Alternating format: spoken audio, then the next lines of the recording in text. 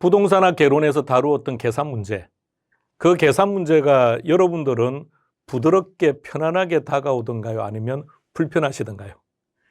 대부분의 수험생 분들은 싫어합니다. 자, 그런데 우리가 이 계산 문제를 불편하게 받아들이는 이유를 한번 생각해 봅시다. 그 첫 번째는 수학에 대한 트라우마입니다. 그런가요? 자, 우리가 학창 시절로 되돌아가 보면요, 수학 시간 참 재미없었고, 그죠? 자, 그런데 자, 결론, 첫 번째 결론. 우리가 학창 시절에 다루었던 그 수학하고 지금 다루는 개론에서의 계산 문제는 연관성이 100% 없다고 할 수는 없습니다만, 구태의 연관성을 따진다면 1% 정도, 99%는 아무런 상관이 없어요. 다시 말하면 내가 학창 시절에 수학을 잘했던 못했던, 또는 내가 수학을 좋아했던 싫어했던 그 내용과 부동산학 개론에서 계산 문제는 아무런 상관성이 없으므로 점수와는 관련이 없다는 것 하나. 자, 그런데 여기서 이런 사례를 한번 말씀을 드려볼게요. 학원에 오프 공간에서 가끔은 공대 출신 수험생 분들이 옵니다. 이분들은 공인중개사 시험을 매우 힘들어합니다. 그럴 수밖에 없겠죠. 공대를 전공했으니까 상대적으로 법이나 경제를 다루는 우리 시험 과목을 접해 본 적이 없겠죠. 무척 힘들어합니다. 그런데요, 합격 잘합니다. 자, 왜 그런지 한번 생각해 봅시다. 공대를 다녔던 분들은 그 시절 학창 시절에 또는 졸업을 하고 난 후에 몇 년 동안 그분들이 땄던 제각각 다양한 자격증이 있습니다. 그 자격증들의 합격 기준이 지금 우리 시험 기준과 같아요. 40점 과락 없이 60점 받으면 합격하는 시험입니다. 그러니까 그분들은 젊은 시절부터 40점, 60점이면 합격을 받는 시험에 아주 경험도 많고 익숙하다는 얘기입니다. 그런데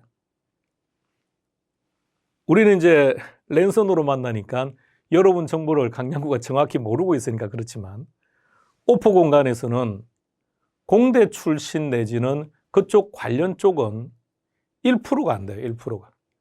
자, 거기다가 두 번째, 40점, 60점 이런 것도 운전면허증 제외하고요. 운전면허증도 그 기준은 아닌 거죠. 그러니까 그런 시험을 본 적이 없어요. 그런 시험이라는 것은 40점 과락 없이 60점 받으면 합격하는 시험을 본 적이 없어요. 여러분들 대부분 다 그럴 거예요. 자, 그러다 보니까 어떤 문제가 있냐면, 우리 시험은 분명 60점 받으면 합격하는 거죠.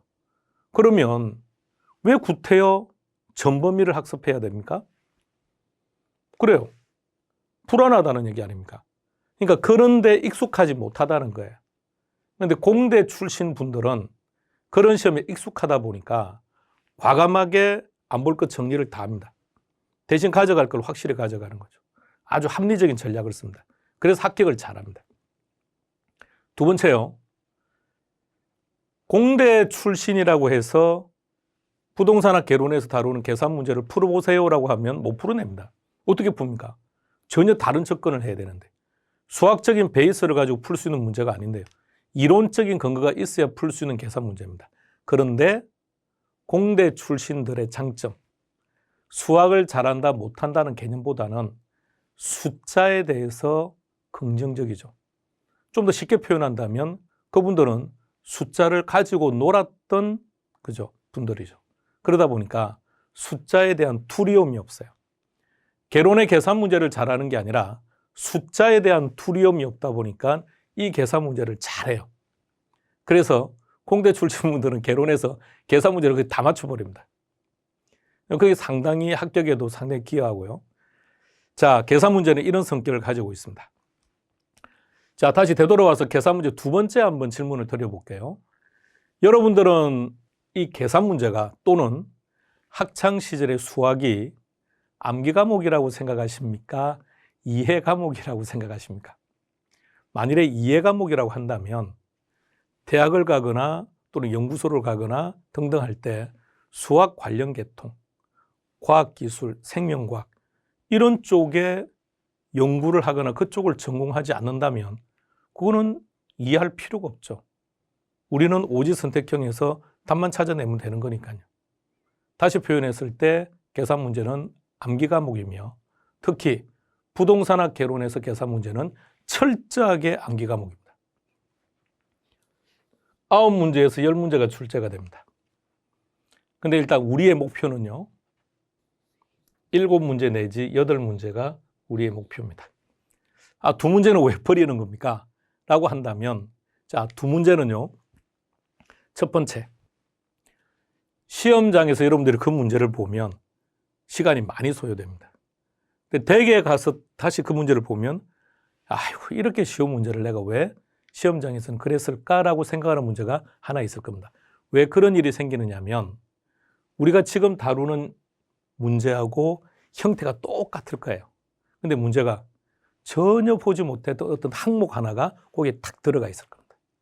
이걸 더할지 뺄지 상황에 따라서 곱할지 해보면 더해보고 빼보고 곱해보면 밑에 보기에 답이 다 있습니다.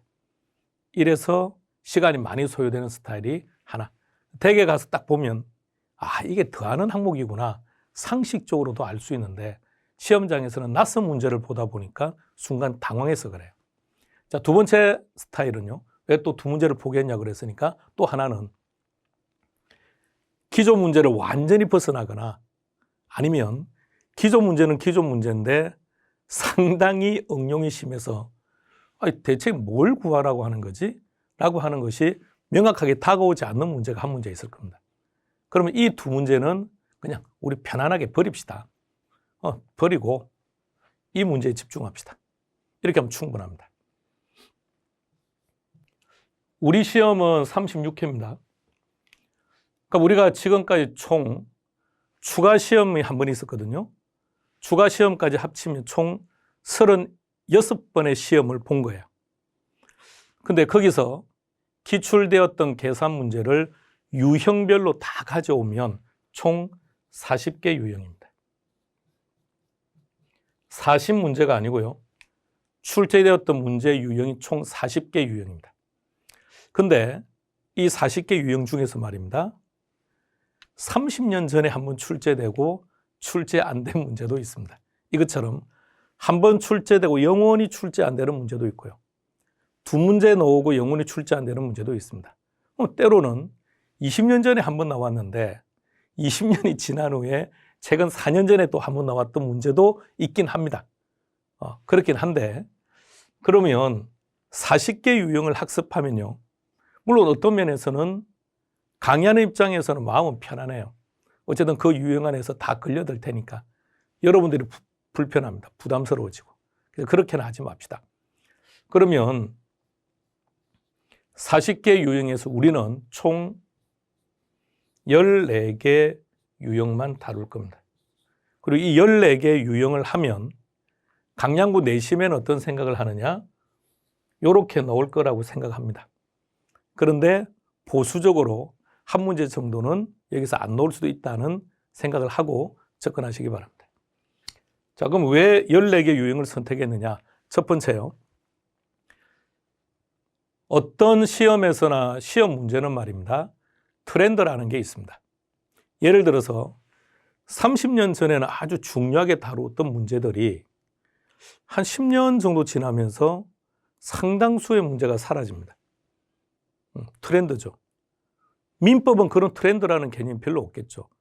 민법의 트렌드라는 것은 판례겠죠. 최근 판례들. 자, 그런데 개론이라고 하는 것은 학문이다 보니까 학문의 변천이죠. 그래서 사장되다 보니까 새로운 내용들이 계속 발전되고 발전돼요. 그러다 보니까 문제의 트렌드도 계속해서 변해갑니다. 그래서 일단 10년이라는 기준을 전제로 할게요. 최근 10년 이내에 출제된 적이 없는 문제 다 뺐습니다. 최근 10년 이내에 출제가 되긴 됐으나 한 번 출제된 문제는 다 빼버렸습니다.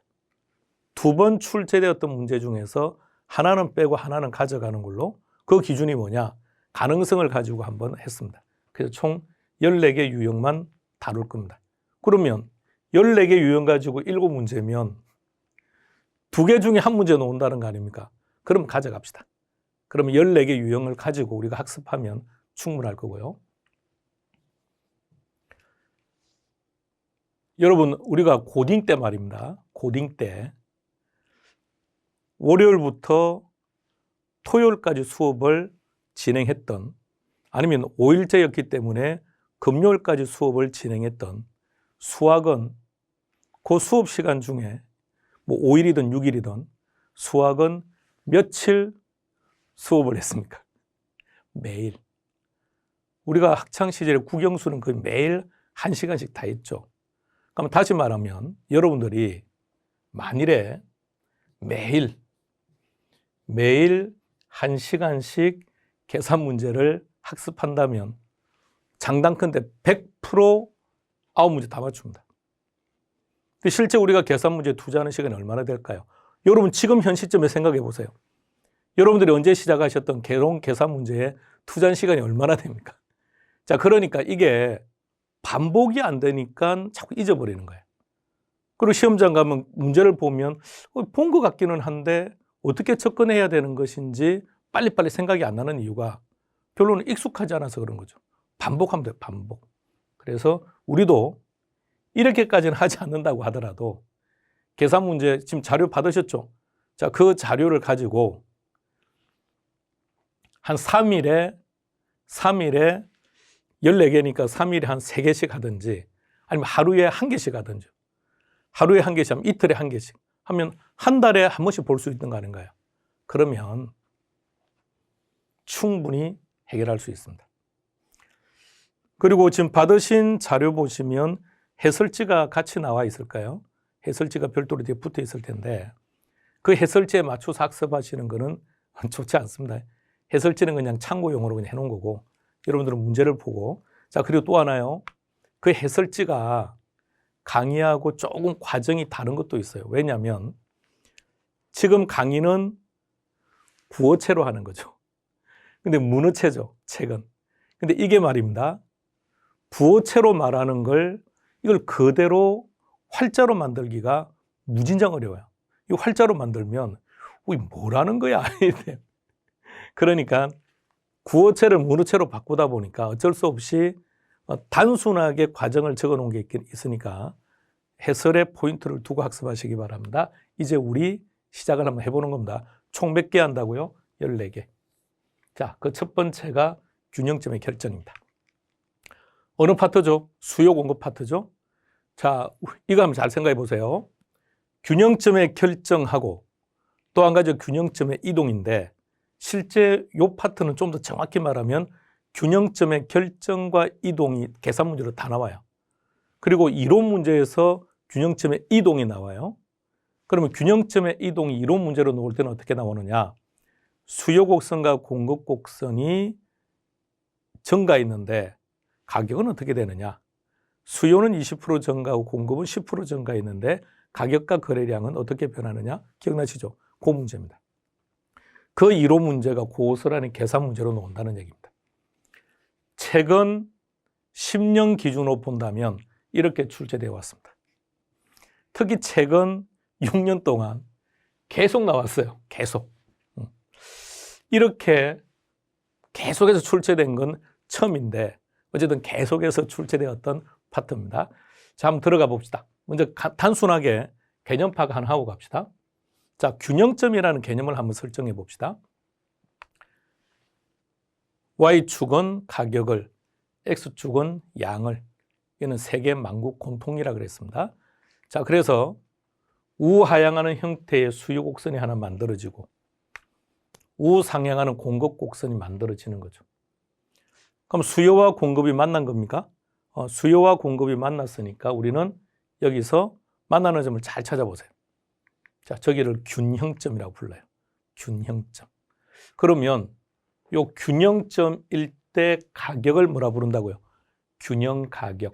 저거 구하라는 게 시험 문제죠. 균형점일 때 거래량을 균형 거래량, 이거 구하라는 얘기입니다. 그러니까 계산 문제에서는 뭘 구하라고 하느냐? 가격 구하세요, 양을 구하세요, 이렇게 나옵니다. 자, 그런데 자, 균형점의 결정이었습니다. 수요와 공급이 만나서 균형점이 결정이 되고, 자, 그럼 균형점이라는 걸 뭐라고요? 수요자와 공급자가 만나서 합의해서 결정한 건데, 이걸 이제 계산 문제 형태로 표현한다면 수요 곡선과 공급 곡선이 일치하는 지점입니다. 그럼 이건 계산 문제 어떻게 풀면 되는 거죠? 수요 함수와 공급 함수를 이꼴로 놓고 연립 방정식으로 풀면 돼요. 그러면 가격이 얼마인지가 나옵니다. 양이 얼마인지가 도출이 됩니다. 이렇게 구하는 겁니다. 자, 그렇게 해서 이제 균형 가격과 균형 거래량이 결정되어 있는데, 자, 요 상태까지는 우리 시험에서 예전 스타일. 그럼 지금은 이제 이 정도 유치한 문제는 물어보는 게 아니고요. 자, 이랬는데 수요 곡선이 T'로 이동했다. 증가했다는 뜻이겠죠? 그러면 가격은 얼마나 변했을까요? 양은 얼마나 변했을까요? 이렇게 나온다는 얘기죠. 그러다 보니까 시험 문제의 진행적인 스타일은 수요 함수와 공급 함수가 주어져야 되겠죠. 수요 함수와 공급 함수가 주어지고, 일단 문제 데이터 지금 분석하는 거예요. 수요 함수는 방금 그림 같은 경우는 수요 함수가 두 개죠. 디맨드하고 디맨드 다시하고 두 개가 있다, 그죠? 두 개. 공급 함수는 하나. 이렇게 주어져야, 두 개, 한 개가 주어져야 균형점이 이동할 거 아닙니까? 그럼 균형점이 이동을 하게 되면 가격도 변하고 양도 변하니까, 그럼 가격은 얼마나 변했습니까? 양은 얼마나 변했습니까? 이렇게 물어본다는 얘기죠. 자, 그런데 이렇게 놓을 수도 있겠죠. 수요 함수 한 개, 공급 함수 두 개. 그러니까 이 부분은 우리가 신경 쓸 필요 없는 거예요. 출제자가 제시하겠죠. 자, 수요 함수와 공급 함수가 하나씩 있다. 그럴 때는 단순한 균형 가격이 얼마냐, 양이 얼마냐 이렇게 나와요. 근데 수요 함수가 두 개고 공급 함수가 하나가 되든, 아니면 공급 함수가 두 개고 수요 함수가 하나가 되면 가격은 얼마나 변했습니까? 가격이 얼마냐가 아니고 얼마나 변했습니까? 양은 얼마나 변했습니까? 이런 스타일입니다. 자, 첫 번째 28회 기출문제 자료를 먼저 한번 딱 읽고 시작합시다. 자, 잠깐만요. 자, 오세요. 아침 문제 보시기 전에. 일단 우리는 시험장에서 계산 문제를 딱 만나요. 그러면 다음 조건에서 쭉쭉쭉쭉 읽고, 아, 지금 수요 함수가 두 개가 있고 공급 함수가 하나가 있으니까 요것을 가지고 가격이 얼마나 변했는지, 그러니까 상승이란 말을 썼죠. 양이 또 얼마나 변했는지, 이런 거를 구하라는 문제구나. 요거 해석하면 이미 시간 1분 넘어갑니다. 그러니까 문제를 풀어야 될 하등의 이유가 없어요. 그럼 우리는 어떻게 하느냐면, 시험장에서 이 문제를 만남과 동시에 우리는 문제를 바로 풀어야지 절대 읽으면 안 돼요. 자, 이렇게 멘트를 하면 대부분의 수험생은 다시 이렇게 물어봅니다. 아니, 안 읽고 어떻게 문제를 푸냐고 이렇게 말해요. 읽어야죠. 근데 어떻게 읽느냐? 필요한 것만. 다시 말하면 현재 이 문제에서요, 박스 위에 있는 내용에서 우리한테 필요한 것은 균형 가격과 균형량의 변화는 이것밖에 없어요. 실은 그것도 볼 필요가 없어요. 왜? 밑에 보기에 균형 가격과 균형량이 나와 있으니까요. 그럼 다시 말하면 시험장에서 이 문제를 만났을 때 우리가 지금 봐야 되는 것은, 아, 수요함수가 있었는데 수요함수가 변했구나.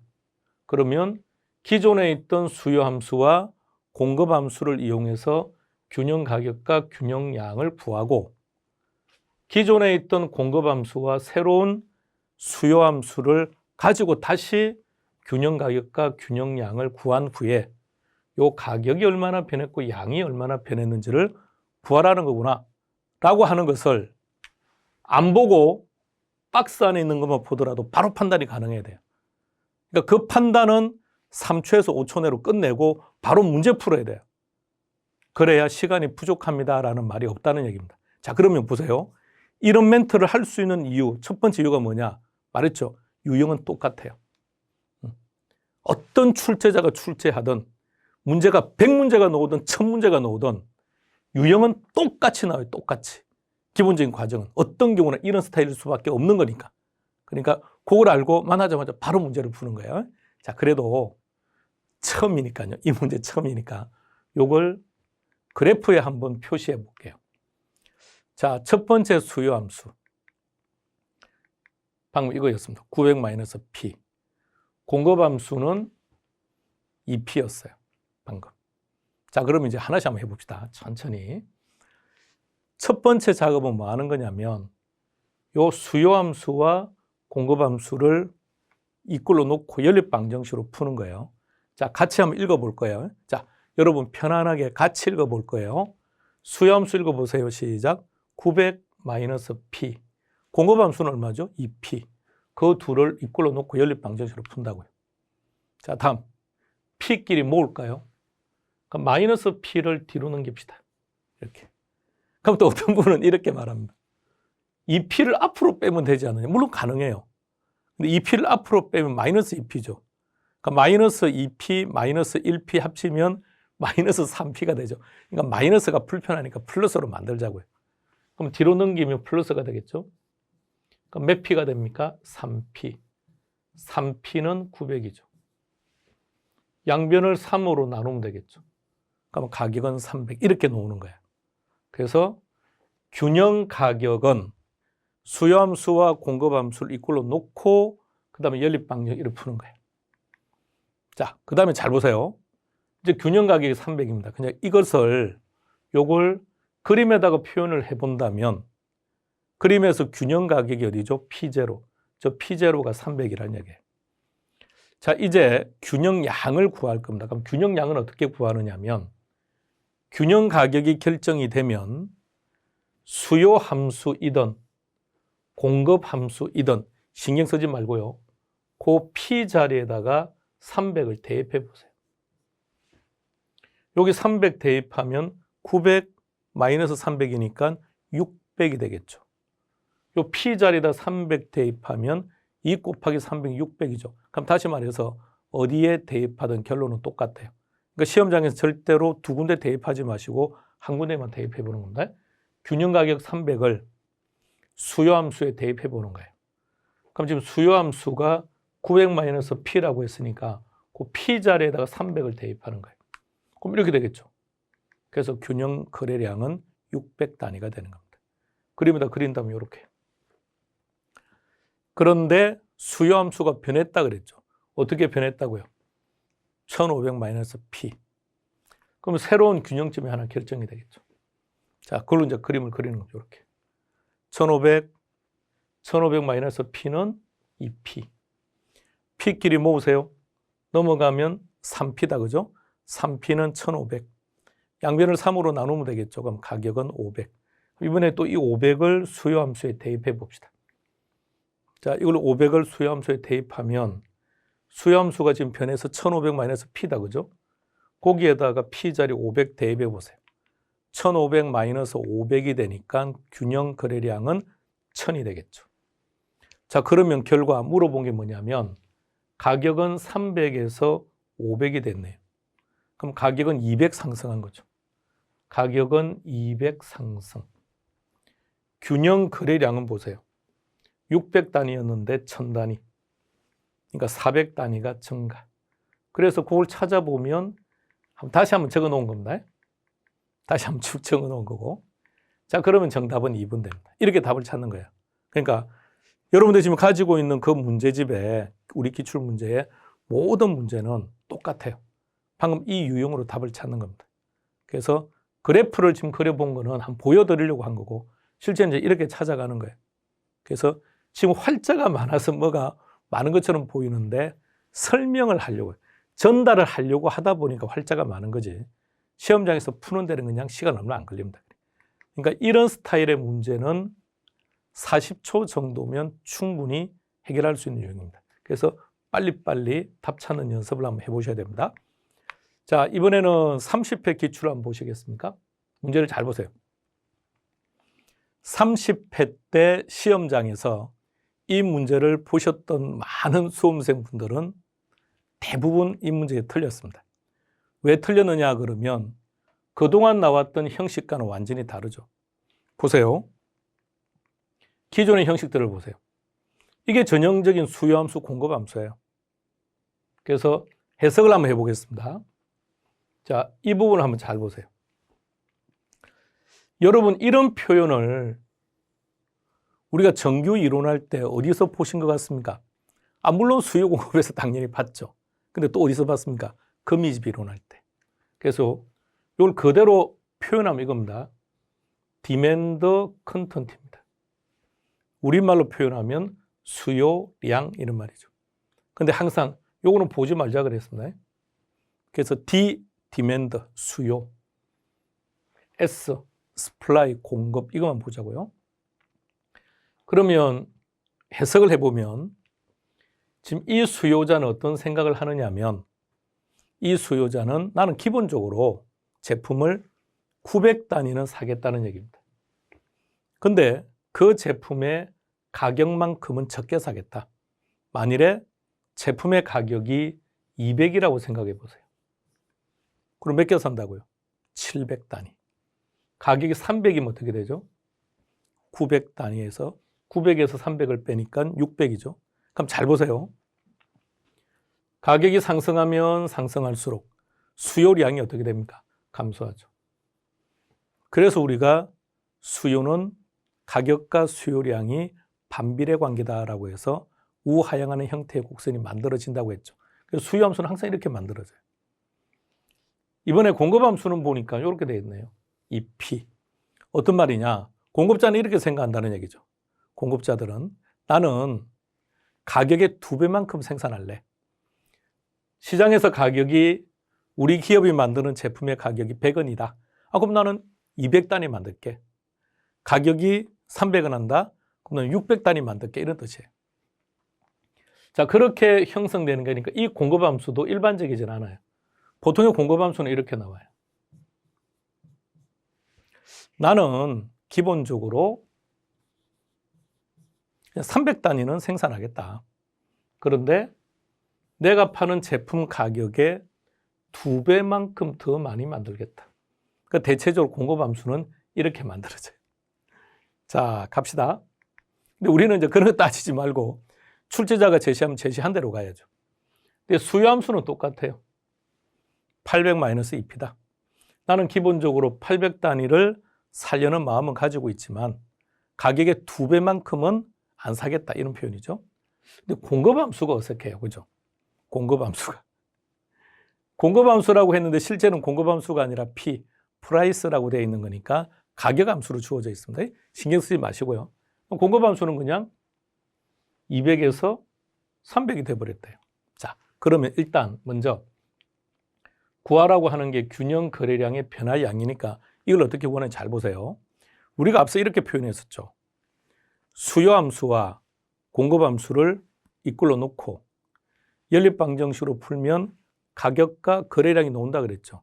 그런데 공급함수에서 바로 가격을 제시해 버렸습니다.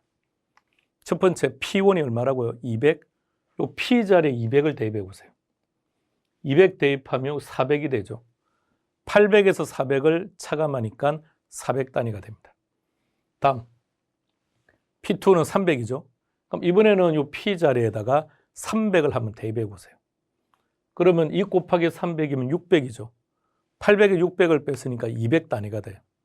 그럼 종전에는 400만큼 소비를 하겠다고 하더니 200만큼 소비를 안 해요. 그러면 이 둘의 차이가 200이죠. 200 감소. 그래서 앞에 있는 거는 괜찮아요. 자, 그런데 이걸 그래프 형태를 물어본 거예요. 자, 두 번째 물어본 거 보세요. 공급 곡선은 가격에 대해서 어떻다 그랬는데, 자, 우리 이런 거 했습니다. 수요 공급할 때. 수요 공급은 항상 가격과 양의 관계니까요. 이렇게 만들어지는 경우도 있었고요. 이렇게 만들어지는 경우도 있었죠. 수직일 때 우리는 뭐라고 그랬었죠? 완전 비탄력적이다. 수평일 때는 완전 탄력적이다 이렇게 했죠. 자, 그러면 잘 보세요. 완전 비탄력적이면 가격이 불변입니까? 양이 불변입니까? 양이 불변이죠. 반면에 완전 탄력적일 때는 가격이 불변이죠. 근데 내용을 잘 보시면 기존에 있던 공급함수는 200이었어요. 그럼 가격이 P라고 했으니까 가격이 항상 200이라고요. 근데 공급함수가 변했대요. 이번엔 가격이 얼마입니까? 300. 그러니까 200이 되든 300이 되든 가격은 항상 하나밖에 없죠. 그걸 그래프 형태로 표현하면 수직이 됩니까? 수평이 됩니까? 수평이 되는 거죠. 탄력도를 뭐라고 한다고요? 완전 탄력적이다. 그래서 정답은 5번 되는 겁니다. 조금 까다로웠던 문제인데 만일에 이 시험 문제가 다시 출제된다면 이 형태의 범위를 벗어나지는 않을 거예요. 그러니까 이 스타일에서 문제가 나올 거예요.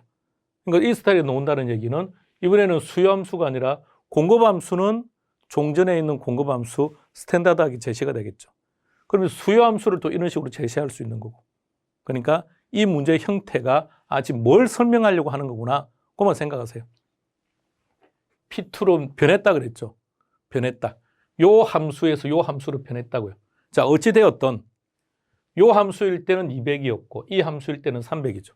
그러니까 종전은 200에서 변했는데 300으로 변했으니까 어쨌든 가격은 오로지 그 순간순간 하나밖에 없죠. 그래서 그래프 형태는 수평이 되는 거고 완전 탄력적이다. 그래서 답은 5번 됩니다. 자, 우리가 계산 문제 시작한 1교시입니다.